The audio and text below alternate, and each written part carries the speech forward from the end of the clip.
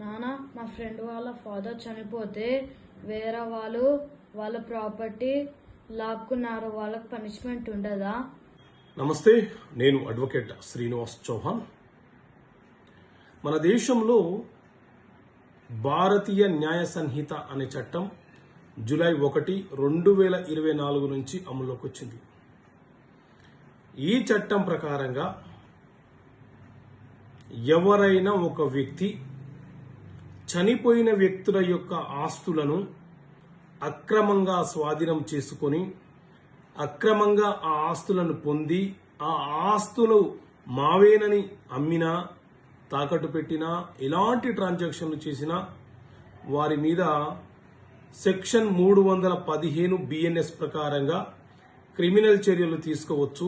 వారికి 3 సంవత్సరాల జైలు శిక్ష పడే అవకాశం ఉంటుంది. అలాగే జరిమానా కూడా